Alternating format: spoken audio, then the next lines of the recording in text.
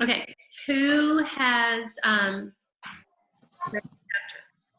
Phoenix has. Josiah, have you read the chapter? I've read a little bit. I mean, isn't this the chapter we've all been waiting for? The crazy people? Grace, how about you?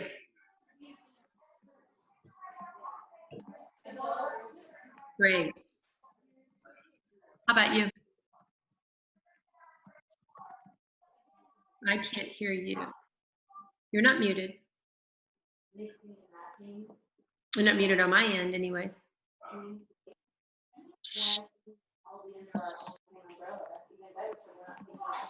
right. Grace, have you read the chapter? You're gonna have a microphone. Okay. So start. Whose house am I hearing? Can't be Josiah's. It's always quiet there. It's probably mine. My sister is in the other room. Kaya is doing like a little workout video. Oh. Yeah. And then the rest of my family is being loud. Oh, okay, that's funny. I don't think of your family as loud. Okay. All right, so abnormal psychology, right? On page 159. The purpose of this chapter is not to settle any arguments between Christians about the existence and nature of mental illnesses. The purpose of this text is to expose you to the issues so that when you are taught that all mental illnesses are the result of chemical imbalances in the brain, or that all mental illnesses are the result of sinful behavior and disunity with God, you will know that it just might not be that simple. And you know, historically, this is a very challenging, this is the most challenging chapter for Christians because, all through, there are people who read through the New Testament, for example, and they read these stories of Jesus healing these these people with demonic possession or whatever, and the thought is, oh, well, that's not what was really happening. Those people had schizophrenia, or those people had, you know, whatever. And hang on, Chris. And hang on 1 second. Hello, Pierre. Hang on 1 second. Hello, ma'am. It's my psychology class. That's the smallest class I've seen in my whole life. Hey, you're in that class? Yeah, that's his room. Might as well just be here in No. front of He your has to mom. go to his own class. You can go with him, but he has to go to his own class.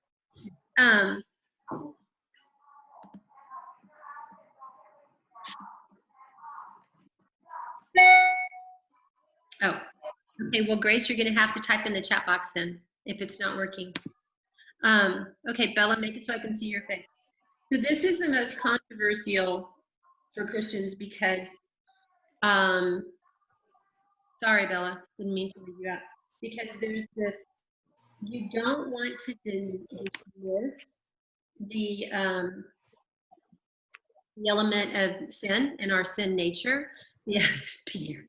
The other, we haven't seen each other in like a month. The other side of that is you don't want to dismiss mental illness. I mean, if there's actually something chemical going on and someone could receive treatment and do better, then we don't want to say, well, it's because, you know, because he's the sinner or whatever. All right, I want to show you a video that I found earlier that I thought was, that's not it, that I thought was very interesting. Share screen. All right. Let me start this over because I watched it earlier. It's kind of dry, but it's interesting. Abnormal Psychology with Dr. Richard Day. What is abnormal psychology?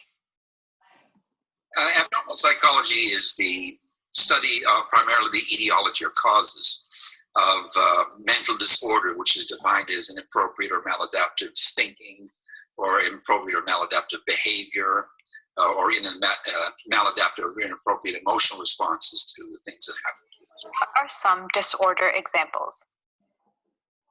Some examples would be major depression, schizophrenia, special or specific phobia. There are lots and lots of PTSD, eating disorders. There are 300 different categories in the Diagnostic and Statistical Manual of the American Psychiatric Association. So There's a lot of them.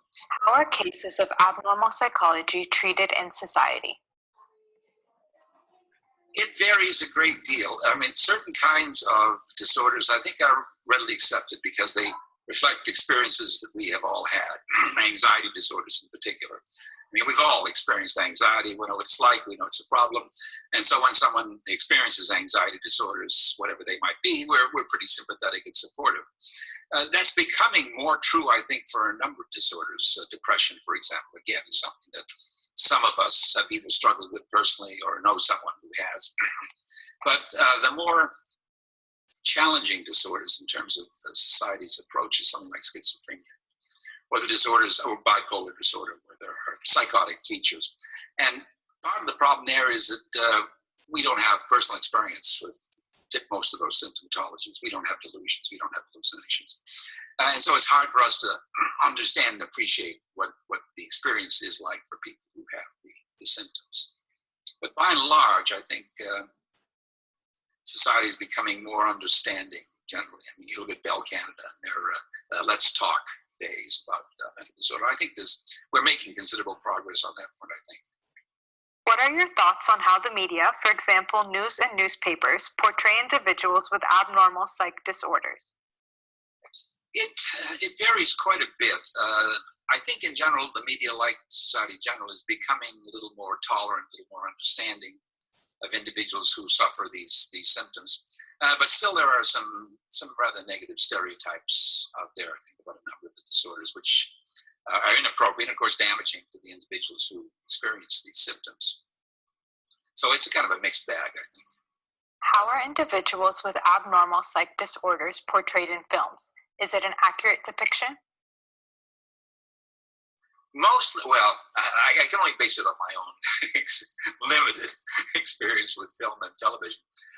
And by and large, of course, because these are dramatic media where you're trying to tell a dramatic story, very often the depiction is exaggerated and overly dramatized, I think.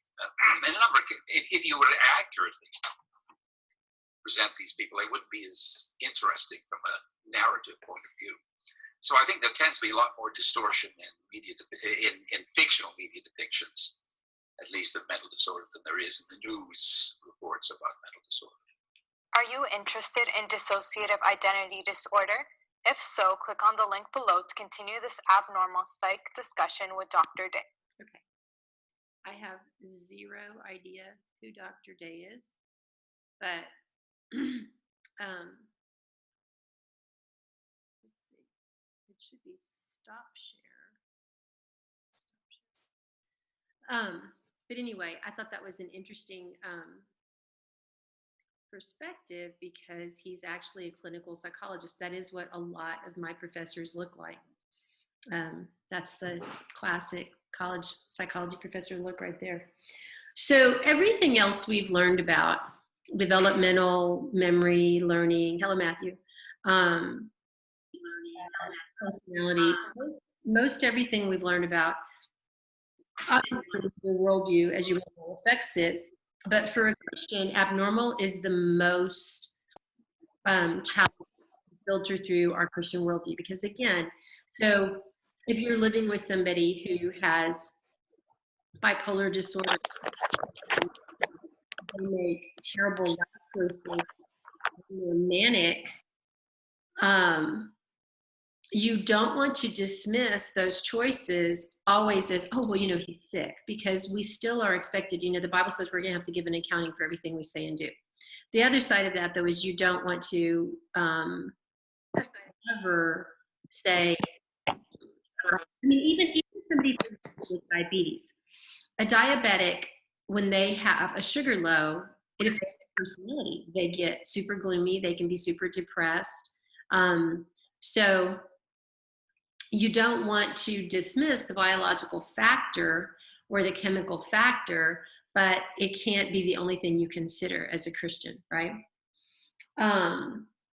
So anyway, on page 155, you should have your book out. As we pursue the concept, the ideas of the theories, et cetera, behind abnormal psychology, Some of the key worldview questions with which Christians who are psychologists, pastoral counselors, and theologians wrestle with these following questions. Is the experience of feelings and behaviors a mental illness? Phoenix, do you have your book out? You don't? Grace, do you? Yes, but I can't hear you. Can you hear me now? I can. Okay, can you read the next question? Are mental disorders? Miss Crush, do you want me to go get my book? Yes. Always. Are mental disorders best understood as the result of disunity with God, chemical imbalances, brain illness, trauma, and life experiences, or some combination? Right.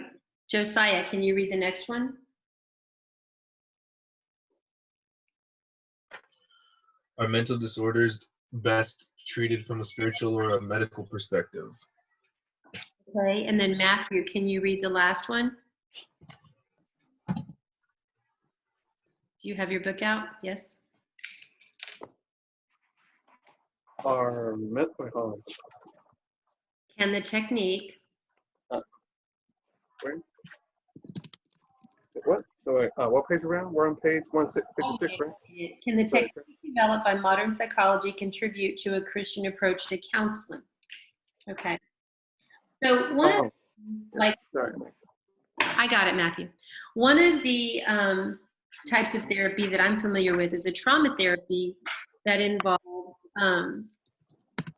actually, okay, hang on one second. Bye, Pierre. See you later. Come back. Come Se back cuida. sometime. Bye.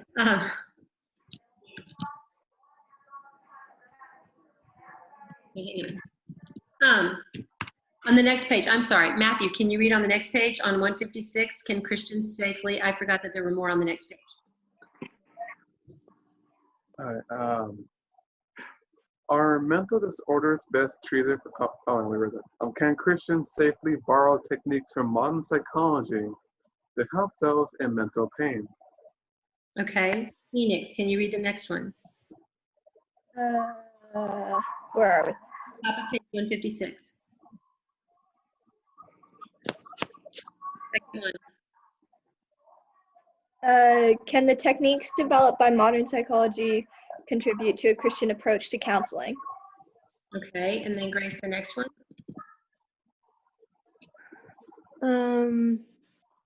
Can Christians safely borrow techniques from modern psychology to help those in mental pain?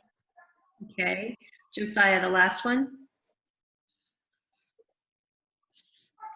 How do we explain that medication and secular therapeutic techniques help Christians and non-Christians alike? Okay. All right. So those are questions you consider when you think about therapeutic approaches. So for example, a trauma therapy that I'm familiar with that I think Grace has read about, maybe even has seen work, is called EMDR. And it's an actual physical thing you do with your eyes that helps you. Super weird. It's super weird. Super weird, but it works. And so there might be those believers that would say, well, that's, psychological voodoo, whatever, da, da, da, da. But it's, if you look at it from a biblical perspective, it's God creating us in such a way that we have the ability on our own to physically restore a sense of peace when our body gets out of whack. So for example, one of the things that people will tell you, okay, I talked to a counselor last week and she was talking about how a lot of her clients are experiencing heavy anxiety during the quarantine. So when you feel a feeling of anxiety come over you and you start to kind of get that panicky feeling, you can go and do something physically, like pick up a piece of ice, because the ice brings your body back into reality. The ice goes, oh, hey, this is cold. And it redirects your thought, redirects your emotions. So that's a unique way that God created us to handle emotional override. Like when our system gets overloaded, this is a way that He's created in our bodies to handle it. I don't see it at all as anti-God. All right, so what is abnormal? What does the word abnormal mean to you? According to the text and other texts, abnormal is any variance from culturally accepted standards. And they're always a value judgment. My crazy and your crazy may not be the same crazy as the crazy of somebody that lives, say, in Afghanistan. Heath and I just finished reading The Kite Runner. And, you know, in Afghanistan, they have this game. I don't really know a lot about exactly how it works, but it's sort of like polo, except instead of a ball or whatever it is they hit in polo, it's a goat. And they use the goat. They fling the goat around with a stick until the goat's completely destroyed. Now, if somebody did that in Mission, Texas, at the Sheriff Field, I believe we would culturally consider that crazy, right? Abnormal. We would definitely consider that abnormal, especially if they weren't from that culture. I think somebody from Texas just all of a sudden start doing that. In the Middle East, if someone's giving a speech and you disagree with what they're saying, instead of booing or hissing like we do in the United States, if we're rude, you throw your shoe at them. You throw it. George W. Bush one time in the middle of a speech got a shoe thrown at him, and everybody talked about what a good ducker he was. He just like missed it. I mean, that's a great video. So abnormal is culturally a variance from culturally accepted standards. I sent you in an email the Manson quote. Did you read that, where Charles Manson said, you know, it used to be different to be crazy. Now everybody's crazy. And then I found this picture, speaking of crazy, because Phoenix shared with us about, hang on, I'll show you this picture. Phoenix shared with us about psychopathy versus sociopathy. Sociopathic, sorry. This is literally what he believed. He believed, in my will, it will one day be written that nothing is engraved on my tombstone but Adolf Hitler. I shall create my own title for myself in my name itself. And what he honestly thought was going to happen was people were going to be like, Hitler, our savior. And instead, no one would ever name their kid Adolf, right? So what he thought was going to happen, I guess, happened, but not in the way I presume he expected it to happen. There are there are disagreements about what causes abnormality. Dysfunctions in biological functions, all the way to sin and disunity with God, failure to live according to moral laws. But there are lots of reasons. I want you, Grace, to read the box on the bottom of page 156. Hello, Bella. Thoughts, emotions, and behaviors are generally considered abnormal if they are maladaptive, meaning that they are harmful to the individual or make it difficult or impossible to function normally, disturbing either to the individual or to others, unusual and not shared by many other people, and irrational, meaning that it just does not make sense to most people. Right. Okay, we're on to page 157. Did anybody look up the Rosenhan experiment? Did I send you a video of the Rosenhan experiment? Okay, I'll send it. We won't talk about that then.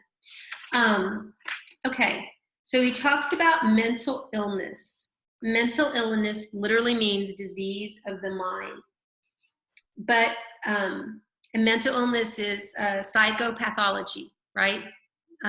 That's the technical term, psychopathology. So you have pathologies of all different kinds, right? If your kidneys aren't functioning, you have renal pathology. If your heart's not functioning, you're dealing with cardiac pathology. So disease of the mind is psychopathology. And beliefs have changed, though, a lot about what's crazy.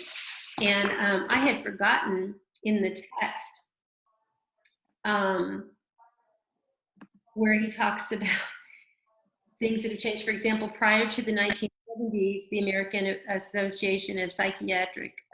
Psychiatric Association, the APA, considered homosexuality abnormal, a psychopathy.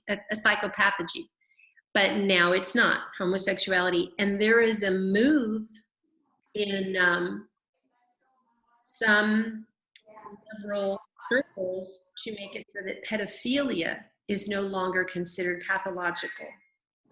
And it almost made it into the 2013 DSMV. So that's where we've come. A dementia paralytica was considered a pathology. Well, we come to find out those are just, because if you have advanced syphilis, which is a social disease, a venereal disease, it makes you crazy. It makes you lose your mind. So it's treated with an antibiotic. So it's not a pathology. But then I had forgotten about this one. Drapetomania, the name given to the mental illness that causes slaves to run away. I don't think we think that's crazy anymore if slaves want to run away, right? What causes abnormal thoughts, feelings, and behaviors, right? So then now we're going to break down the theories. There are supernatural explanations, as there always have been. And there were various spiritual treatments, like bloodletting used to be a treatment for demonic possession, which later most people often said was just a matter of schizophrenia. All right, so in the middle of page 158, we're going to break this down, what the behaviorists believe, what the cognizant perspective is, the psychodynamic perspective, the humanist, and evolution. Keith, in the middle of page 158, behaviorists suggested that abnormal thoughts and behaviors are learned by association, punishment, and reinforcement. Okay, so this would be the school of Pavlov, Watson, Skinner, right? Okay, the cognitive perspective, Phoenix. The cognitive perspective suggested that distorted patterns of understanding and interpreting experiences and relationships are responsible. Okay. Obviously, this is all about the way you encode, right? How you personally experience the world, your own personal mental schema. Bella, the humanist perspective.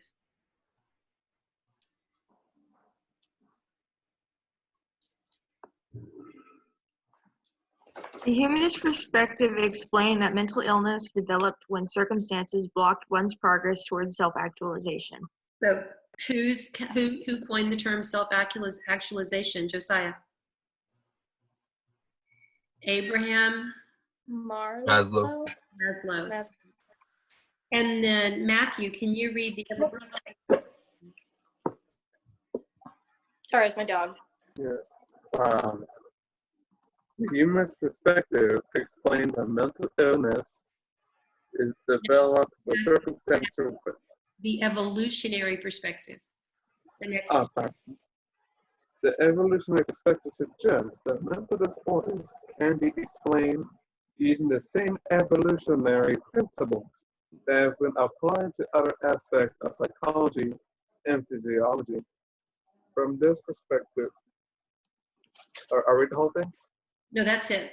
Okay, so the evolutionist would say that if this shows up, if schizophrenia shows up, it would be something that would eventually be filtered out because it would be adaptive, right?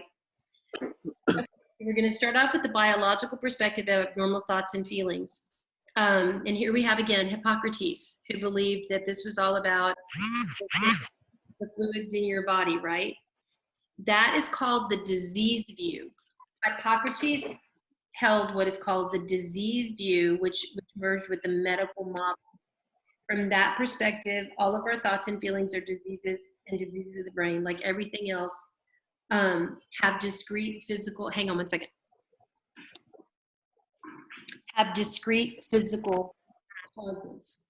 Now, we know enough about biology to know that there are certainly biological elements to, when your blood sugar drops, or when your blood sugar spikes, or when you get really hot, or when you get really cold, you have emotional, psychological responses to that. So that's real. That's not true, but I'm not sure that it has anything to do with the level of bile in your gallbladder.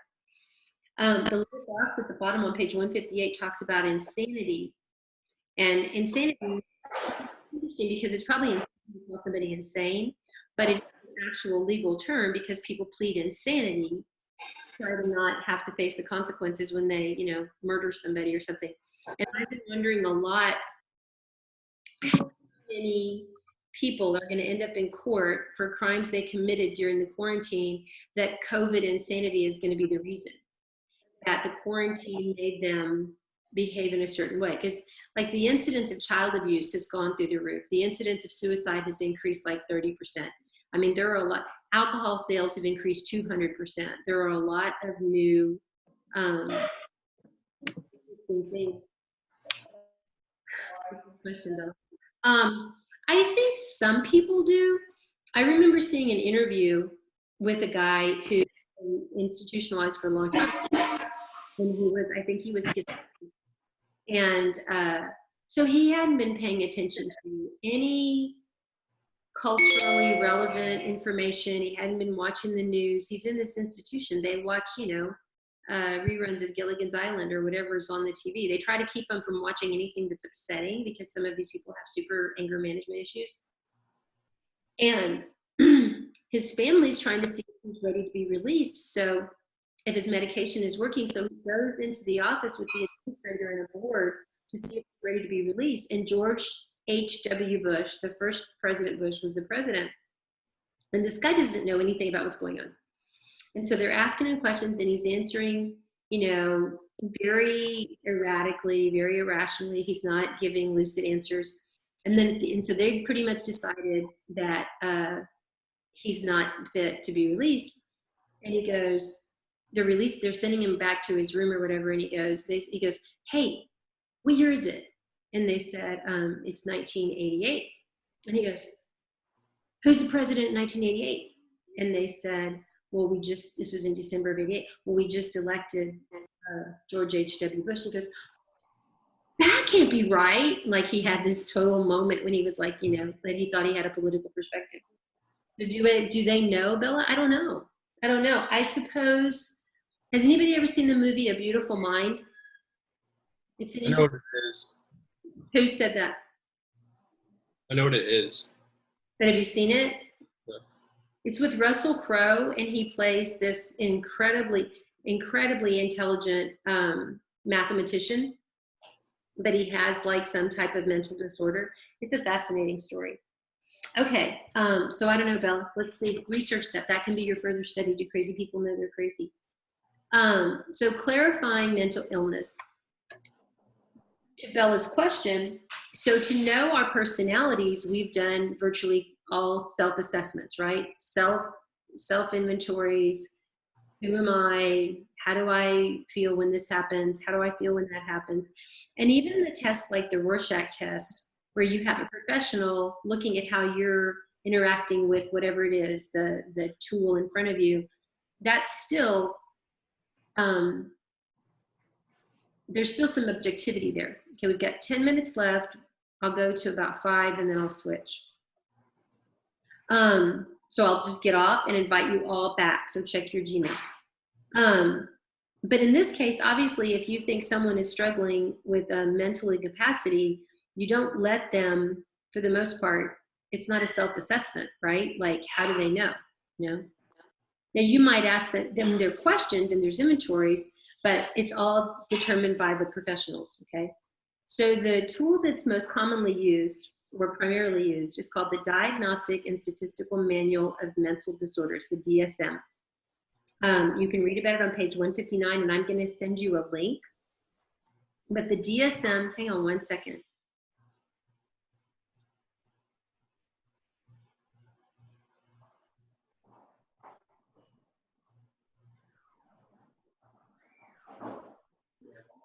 Okay. So the 5th edition was scheduled to come out in 2013. I looked to see, just briefly, how many new conditions the 5th edition added. So in the 3rd edition, there were 265, and in the 4th, there were 365.